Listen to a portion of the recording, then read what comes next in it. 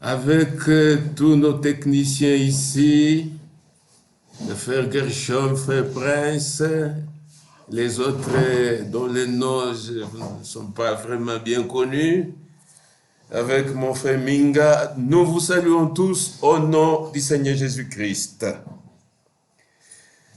Aujourd'hui, nous parlons sur Jérusalem. Jérusalem se réveille. Et tous nous savons que Jérusalem, c'est vraiment le point culminant de la prophétie. Nous vivons les temps de la fin, il y a beaucoup de signes. Le monde aujourd'hui est confiné par la pandémie.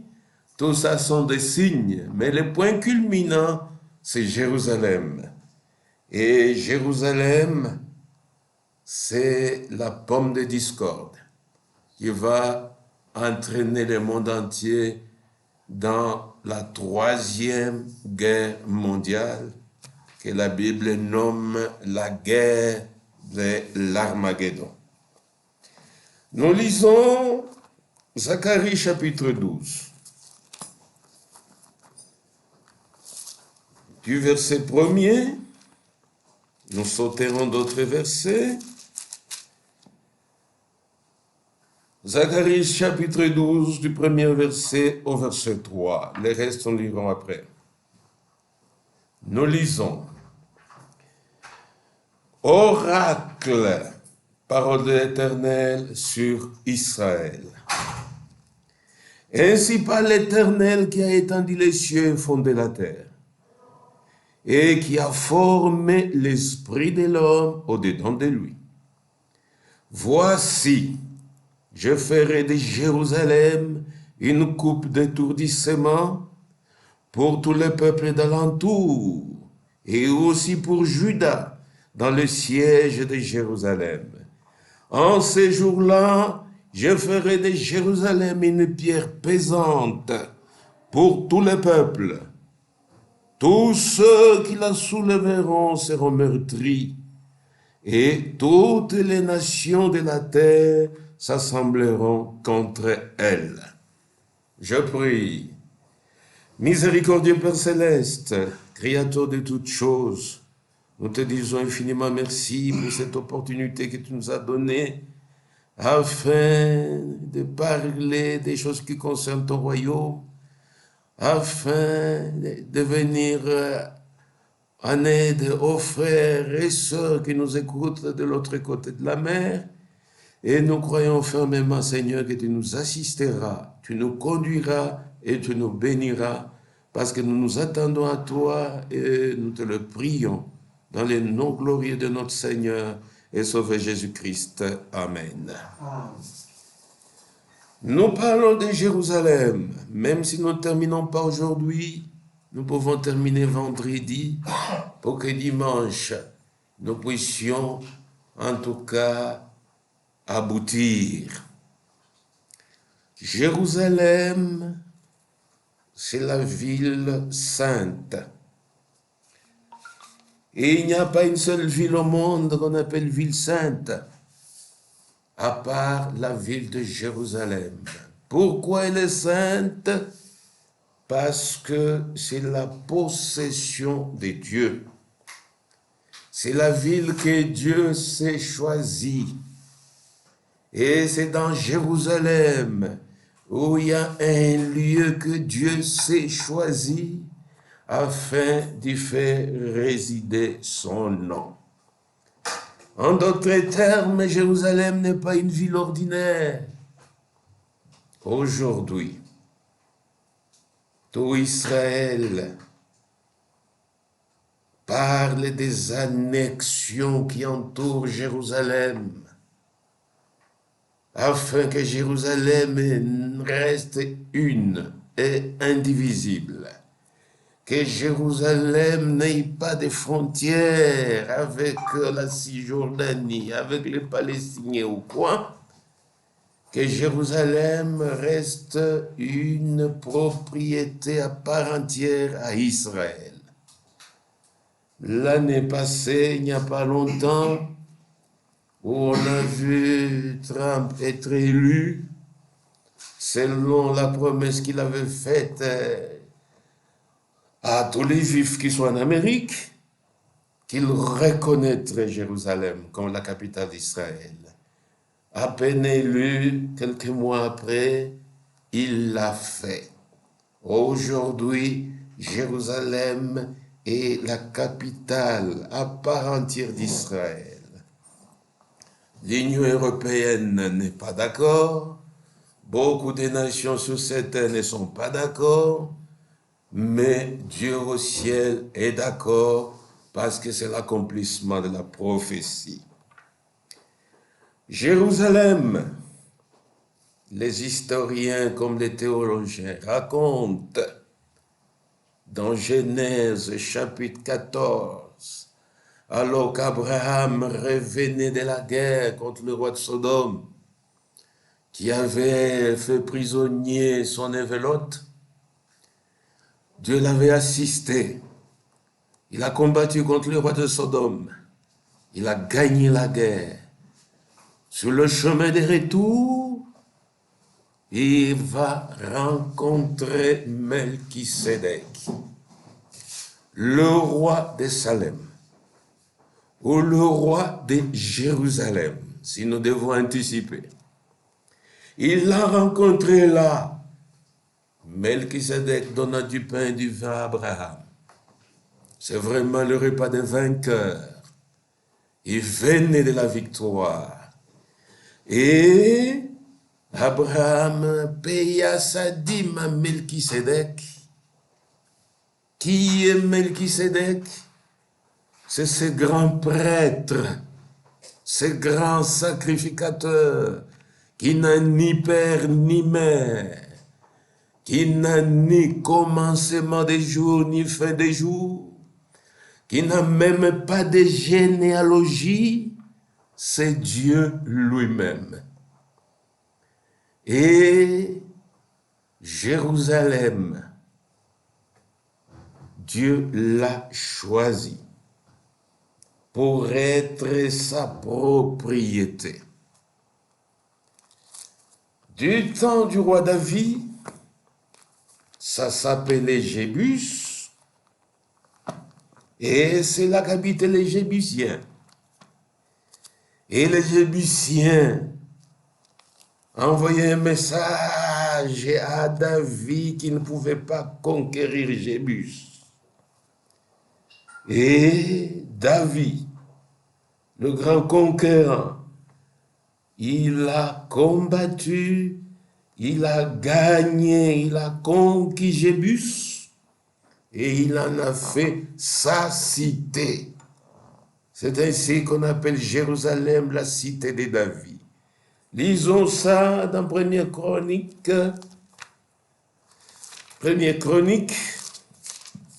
chapitre 11, du verset 4.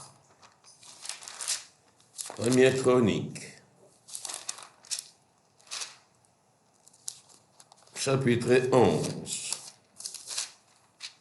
verset 4.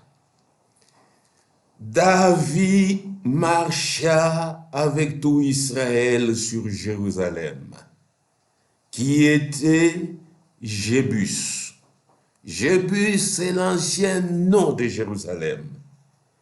David marchait avec tout Israël sur Jébus, sur Jérusalem.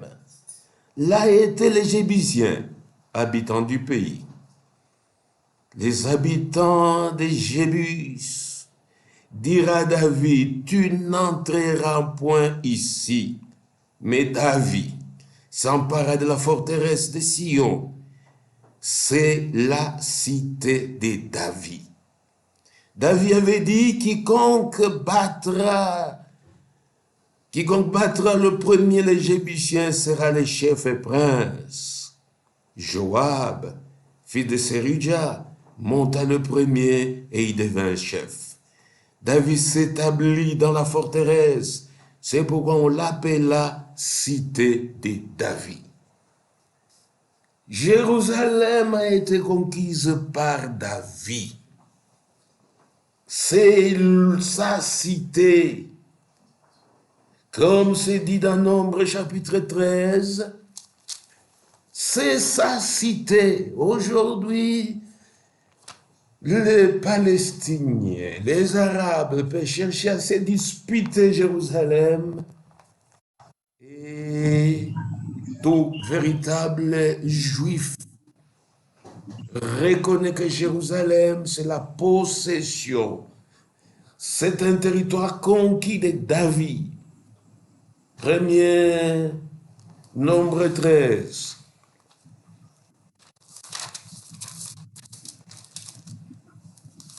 Nombre 13, verset 29.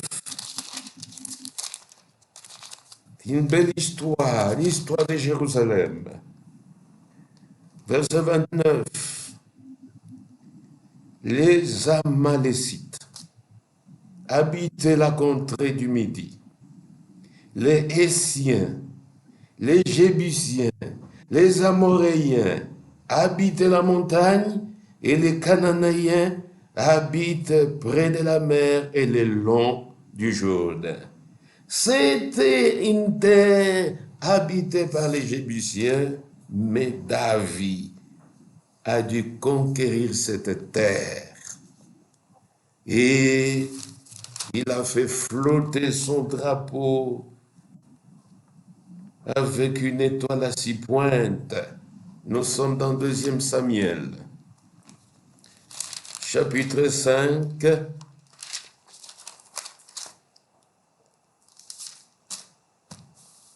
verset 6. Le roi marcha avec ses gens sur Jérusalem contre les Jébusiens. Habitants du pays, il dira à David, tu n'entreras point ici, car les aveugles même et les boiteux te repousseront. Ce qui voulait dire, David n'entrera point ici. Les Jébusiens étaient décidés à défendre leur Jébus, leur Jérusalem. Mais, verset 7, David s'empara de la forteresse de Sion. C'est la cité de David. Au verset 9, David s'établit dans la forteresse qu'il appela cité de David. C'est la cité de David parce que David l'a conquise. Et Jérusalem, c'est la cité que Dieu s'est choisie sur cette terre. Dieu n'a pas choisi New York, n'a pas choisi Tokyo, Dieu n'a pas choisi, je ne sais pas, Londres.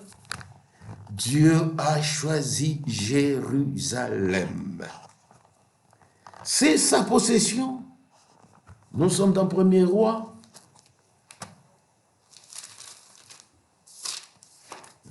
Nous sommes dans 1er Roi. Chapitre 11.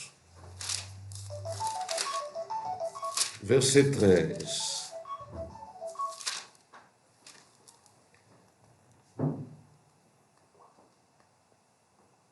Juste, disons tous les versets. Je n'arracherai cependant pas tous les royaumes. Je laisserai une tribu à ton fils, à cause de David mon serviteur, et à cause de Jérusalem que j'ai choisi. C'est l'Éternel qui a parlé. Dieu a donné Jérusalem à la tribu de Juda. Il dit, je ne veux pas laisser Jérusalem parce que je l'ai choisi. C'est la ville choisie par Dieu. Et dans 2e Roi, chapitre 21, le verset 4.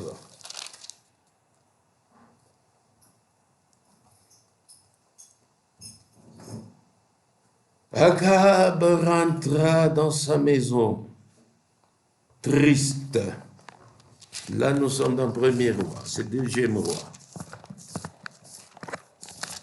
Chapitre 21, verset 4.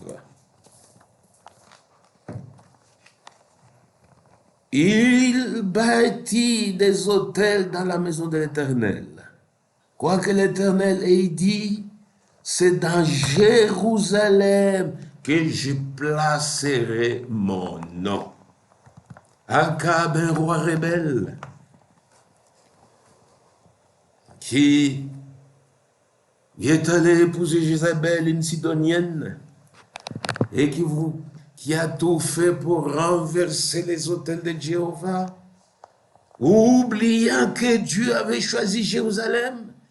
Et il l'a choisi parce que Dieu voulait y placer son nom. Dieu a placé son nom dans Jérusalem. Tout ce que les nations de la terre sont en train de faire, c'est parce qu'ils ne savent pas que le Créateur de cette terre a fait son choix sur la ville de Jérusalem. Et c'est là qu'il fait résider son nom. C'est sa possession, raison même pour laquelle on l'appelle ville sainte. Tout ce que Dieu prend en possession, tout devient saint. Là où Dieu fait résider son nom, ça devient saint. Et Dieu avait même prévenu Moïse. Vous quittez l'Égypte, vous traversez la mer Rouge. Mais quand Israël traversera les Jourdains pour prendre possession de Canaan, n'oubliez pas que là, en Canaan, il y a un lieu choisi. Un lieu où moi, Dieu, j'ai fait résider mon nom. Retournons dans Deutéronome, chapitre 12. Aujourd'hui, le monde entier crie contre Israël, mais nous, par la grâce de Dieu, qui nous a ouvert les yeux afin que nous voyions, Jérusalem appartient à Israël. Et les annexions doivent s'opérer afin que Jérusalem soit une pierre pesante. Et Jérusalem, malgré tout ce qui se fera, Zacharie dit, Jérusalem restera à sa place à Jérusalem. Deutéronome, chapitre 12, versets 10 et 11. Dieu parle à Moïse. Verset 10. Mais vous passerez les Jourdains et vous habiterez dans les pays dont l'Éternel, votre Dieu, vous accordera la possession. Il vous donnera du repos après vous avoir délivré de tous vos ennemis qui vous entourent, et vous vous établirez en sécurité. Alors, il y aura un lieu que l'Éternel votre Dieu choisira pour y faire résider son nom. C'est là que vous présenterez tout ce que je vous ordonne, vos holocaustes, vos sacrifices, vos dîmes, vos prémices et les offrandes choisies que vous ferez à l'Éternel pour accomplir vos vœux. Dieu prévient Moïse, prévient tout Israël, vous allez certainement traverser les Jourdains. Un jour, l'exode prendra fin. Un jour, vous finirez par traverser tous les déserts. Mais maintenant, quand vous entrerez en Canaan, Canaan ne sera pas à ramasser. Il faudra combattre les Cananéens, les habitants de cette terre. Et quand vous les aurez détruits et que vous vous serez établis en sécurité, n'oubliez pas que là, en Canaan, il y a un lieu choisi par moi, Dieu, pour y faire résider mon nom. Et ces lieux choisis, c'est à Jérusalem. Ces lieux choisis, c'est là que vous amènerez vos dîmes, vos holocaustes, toutes sortes de sacrifices, pour accomplir même vos vœux.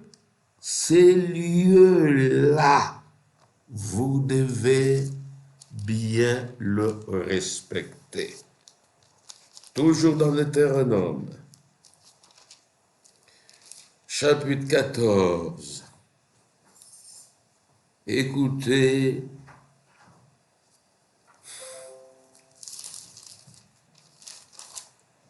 chapitre 16, excusez-moi, versets 5 et 6. Tu ne pourras point sacrifier la Pâque dans l'un quelconque des lieux que l'Éternel, ton Dieu, te donne pour demeure. Donc Israël n'était pas autorisé à faire le sacrifice de Pâques dans n'importe quelle ville d'Israël. Non. Il y avait un lieu choisi. Verset 6. Mais c'est dans les lieux que choisira l'Éternel ton Dieu pour y faire résider son nom que tu sacrifieras la Pâque le soir, au coucher du soleil, à l'époque de ta sortie d'Égypte. La Pâque d'Israël ne s'offrait pas, ne se célébrait pas n'importe où. Il fallait monter à Jérusalem. Et à Jérusalem, il y avait là un lieu choisi. Et ce lieu-là, il avait été dit à Abraham, alors que le fils de la promesse, Isaac, était devenu un jeune homme, le fils de la vieillesse. Un jour, Dieu vient à Abraham et lui dit, Abraham, il répond, mais voici, Seigneur.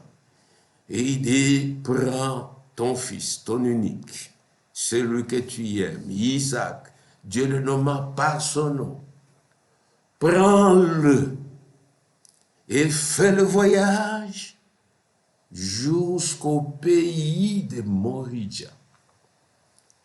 Et quand tu seras arrivé au pays de Moria, là, je t'indiquerai une montagne. Tu monteras sur la montagne, tu dresseras l'autel, c'est là que tu vas me sacrifier, Isaac, ton fils. Abraham, un homme de foi, n'a pas discuté avec Dieu. Il a pris Isaac, il a pris ses serviteurs, ses chameaux, il a dû faire un voyage de 3 jours pour se retrouver au pays de Moria. Arrivé au pays, Dieu lui a montré la montagne. Cette montagne de Moria, Abraham est monté avec Isaac. Pendant qu'il montait, Isaac pouvait voir le bois, pouvait voir les couteaux. Il pose la question à son père, « Papa, nous allons faire les sacrifices, mais où est le sacrifice? Les bois est là, les couteaux est là. » Abraham répond à Isaac, « L'Éternel lui-même pourvoira. » Et étant monté sur la montagne, Abraham a dressé l'autel. Abraham a placé les bois. Et quand il se tourne vers Isaac, son fils, il dit, les sacrifices se doivent. Isaac pose la question, papa, est-ce que c'est ce que Dieu a dit? Il dit, oui, c'est ce que Dieu m'a dit. Il dit, si c'est le cas, mais voici. Il pouvait se débattre et fuir, mais c'était aussi un fils obéissant. il s'est donné. Abraham, vieillard, pouvait le lier, le placer sur l'autel. Et Abraham ne jouait pas au théâtre, c'était un homme de foi. Il a pris son couteau, juste quand il a levé la main pour égorger son fils. La voix est venue d'en haut. Dieu a parlé. Abraham, n'avance pas ta main sur ton fils. Je vois maintenant que tu me crains, moi, Dieu. Tu ne m'as pas refusé ton fils, ton unique. Regarde derrière, libère ton fils. Et Abraham, regarde derrière, il y avait un bélier retenu par un buisson. Il descend son fils Isaac. Il prend le bélier, il l'immole et le sacrifice était fait. Pourquoi Isaac n'était pas sacrifié? Son sang ne pouvait pas nous racheter.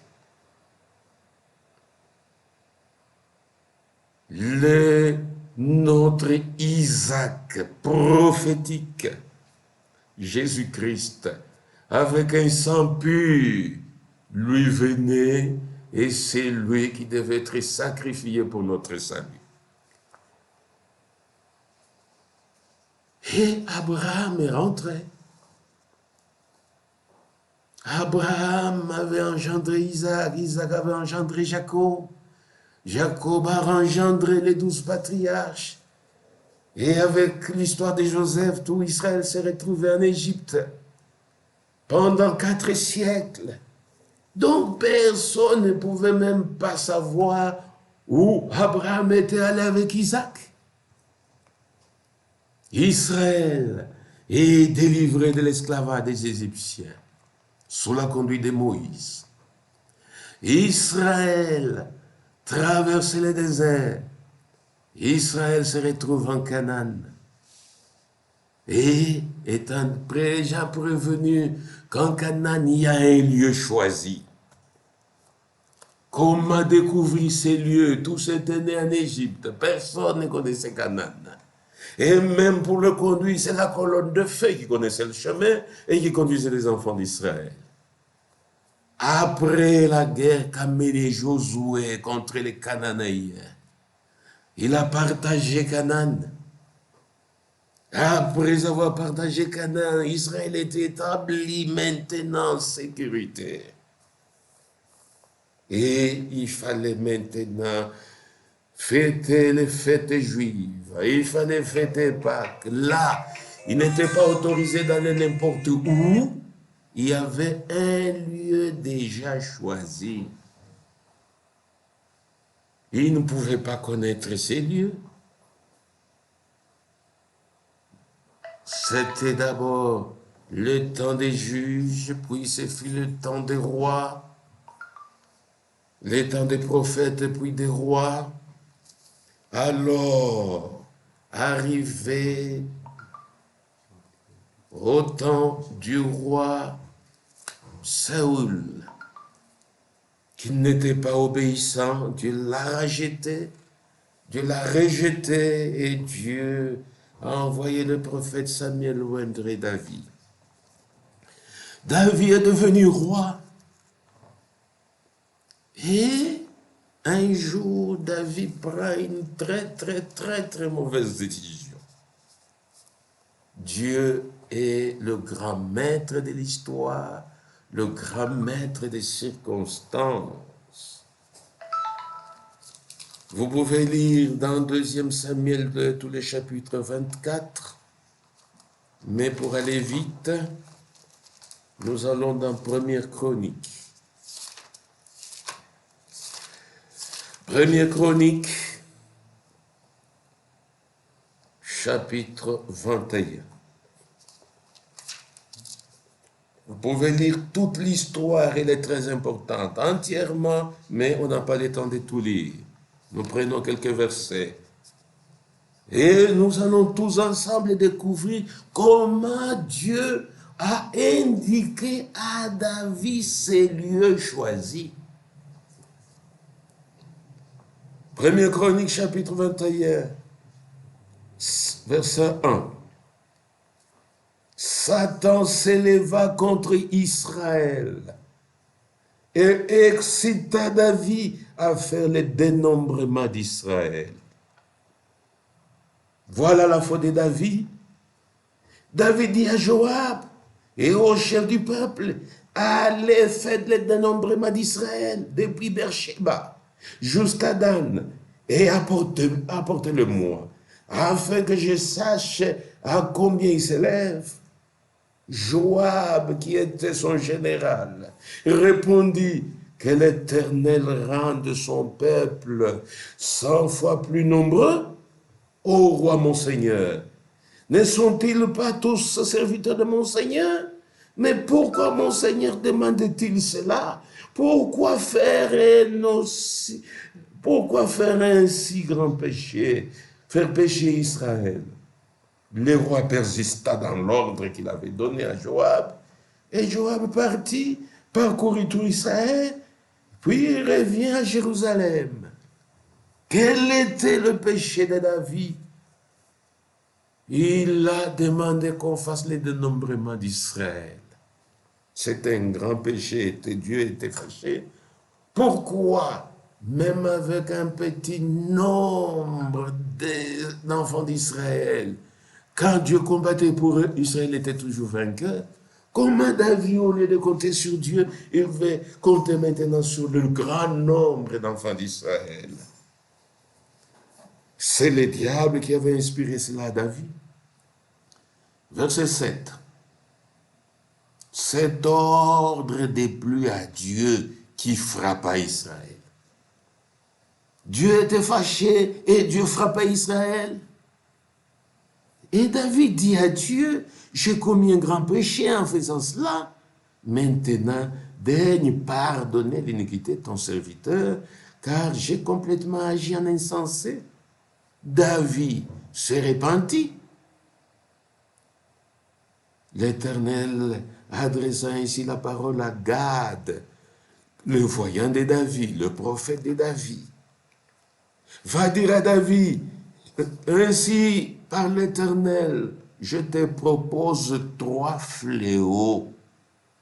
Choisissez un et t'en en ferai près. Gad alla vers David et lui dit, ainsi par l'Éternel, accepte ou 3 années de famine, ou 3 mois pendant lesquels tu seras détruit par tes adversaires, atteint par l'épée de tes ennemis, ou 3 jours pendant lesquels l'épée de l'Éternel et la peste seront dans les pays, et l'ange de l'Éternel portera la destruction dans tous les territoires d'Israël. David se répand, mais Dieu lui envoie son prophète qui lui demande de faire le choix entre 3 fléaux, 3 années de famine ou 3 mois de guerre où Israël sera combattu par ses ennemis ou 3 jours de peste. David avait choisi la peste. Verset 14. L'Éternel envoya la peste en Israël. Il tomba 70 000 hommes d'Israël. Dieu envoya un ange à Jérusalem pour la détruire.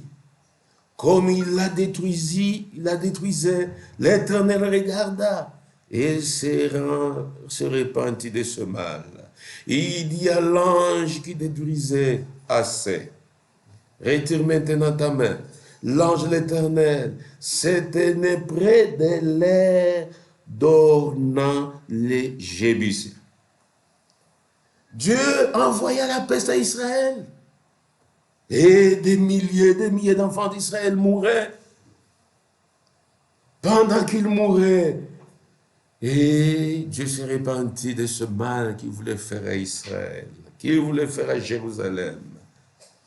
L'ange qui frappait des pestes, était là, son épée nue à la main, quand David lève les yeux et voit l'ange debout, près du champ d'Ornan et Jébusien. Il était près de son champ. David leva les yeux, verset 16. Et il vit l'ange de l'Éternel se tenant entre la terre et le ciel, et à la main son épée nue tournée contre Jérusalem. Alors David et les anciens, couverts de sacs, tombèrent sur leur visage. L'ange destructeur était là, et il frappait. Quand David lève les yeux, il les voit entre la terre et le ciel, l'épée nue dans la main. David avait compris. Verset 18.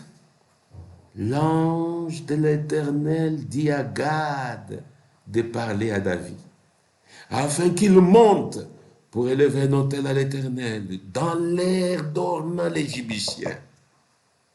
David monta selon la parole de Gad, selon la parole que Gad avait prononcée au nom de l'Éternel. Ornan se retourna et vit l'ange, et ses 4 fils se cachèrent avec lui. Il foulait alors du froment. Alors David arriva auprès d'Ornan. Ornan regarda, il aperçut David. Puis il sortit de l'air et se prosterna devant David, le visage contre terre. David dit à Ornan, cède-moi l'emplacement de l'air, cède-moi ces champs pour que j'y bâtisse un autel à l'Éternel. Cède-le-moi contre sa valeur en argent, afin que la plaie se retire de dessus le peuple. David est allé sur le champ d'Ornan les Jébusiens. Dit, vends-moi ces champs. Et ces champs, David l'a acheté contre sa valeur en argent.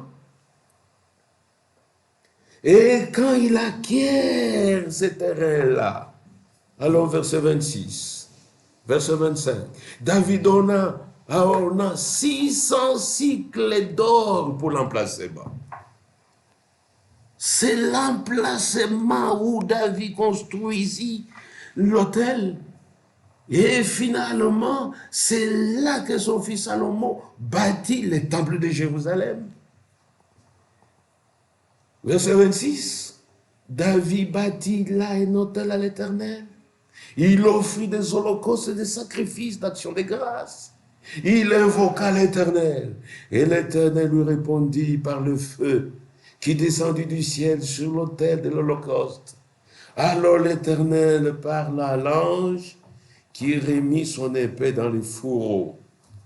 À cette époque-là, David, voyant que l'Éternel l'avait exaucé dans l'air d'Ornan, dans les champs d'Ornan les Jébusiens, y offrait des sacrifices.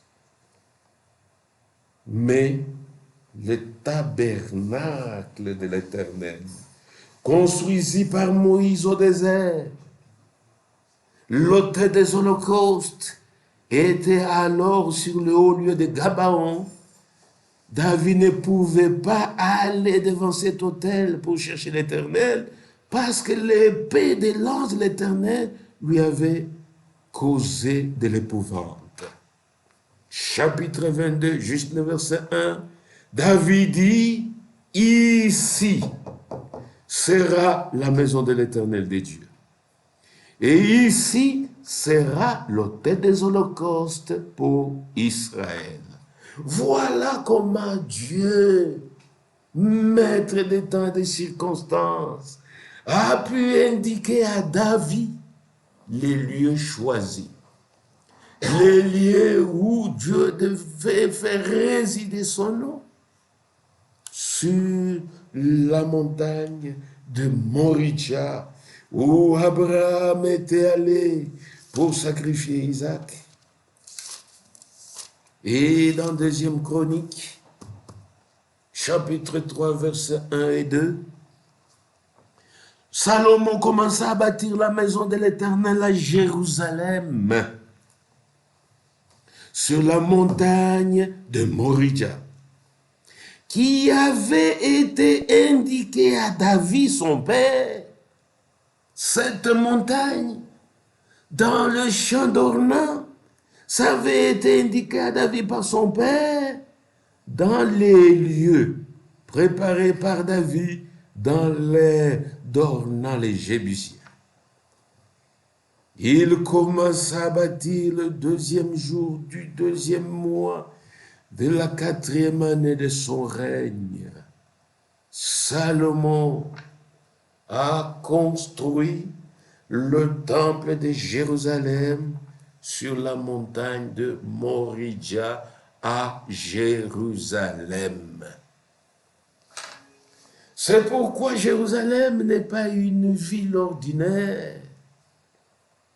Quand Salomon a terminé de bâtir la maison, les jours de la dédicace, il a fait la prière. Et Dieu avait exaucé cette prière. La colonne de feu est descendue pour entrer dans le temple construit par Salomon, pour aller habiter dans les lieux très saints. Ce que nous appelons la gloire et la Shekinah. C'était la présence même de Jéhovah dans le temple. Là où il y avait l'arche, là où il y avait les tables des lois données à Moïse au mont Sinaï, là où il y avait la coupe et la manne qui était ramassée à Gilgal et qu'on conservait là. Cette manne ne pourrissait pas, cette manne ne s'épuisait pas.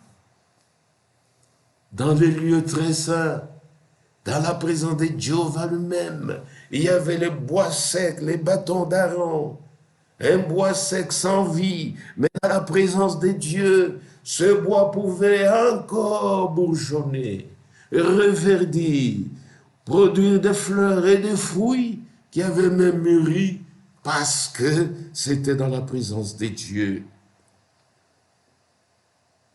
Jérusalem, le temple qui a été détruit par Nabuchodonosor, Hérode.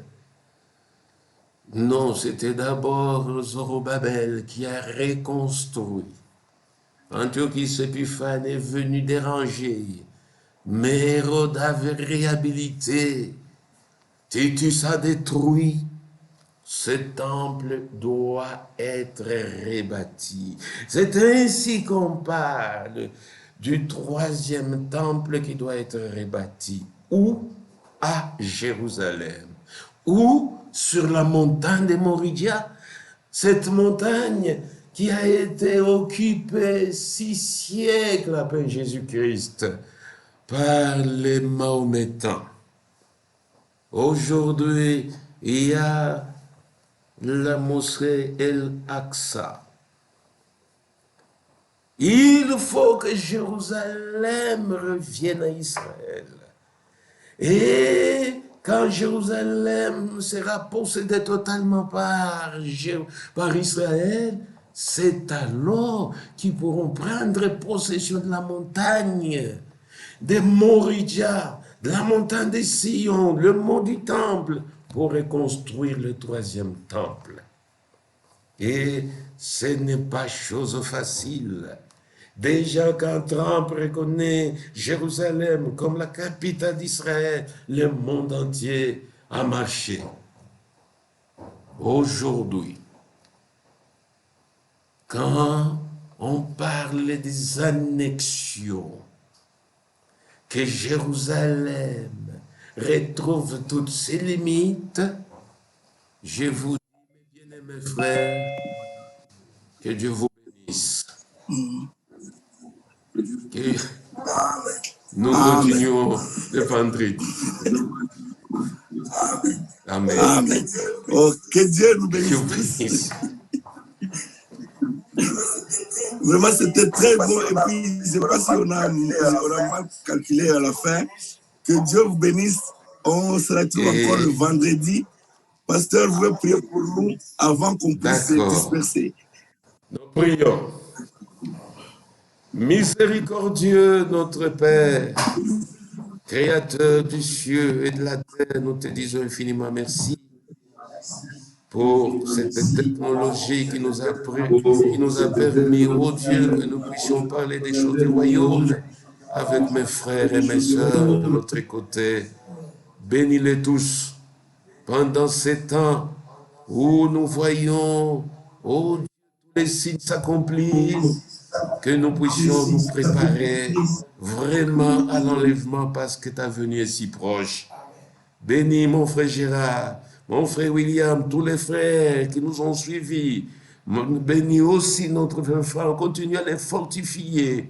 Bénis tous les frères qui sont dans les ministères. Que nous puissions, malgré la pandémie, oh Dieu, continuer à travailler parce que l'épouse doit se préparer. Merci Seigneur. Que ta grâce et ton amour soient accordés à chacun de nous. Au nom de notre Seigneur Jésus-Christ. Amen. Ok. Que Dieu vous bénisse. Vraiment, nous sommes bénis. Frère Nathan, on ne s'est pas encore vu. Frère Nathan des États-Unis, il est à Chicago. Est-ce que vous pouvez mettre... Oui, je vois, il y a déjà des images qui passent. Que Dieu bénisse. Je vous bénisse aussi. Nous sommes très contents. Le frère était avec lui à Fongourou, le jour de la publication des élections chez nous, je ne sais pas s'il va se rappeler, chez le frère Ernest. Nous avons été ensemble. Que Dieu bénisse. Yeah. En tout cas, à vendredi. Amen. Que Dieu nous prête vie vendredi. Que Dieu te bénisse, pasteur. Aussi. Amen. Que Dieu vous bénisse. Tout va bien. Que Dieu bénisse votre frère Minga. À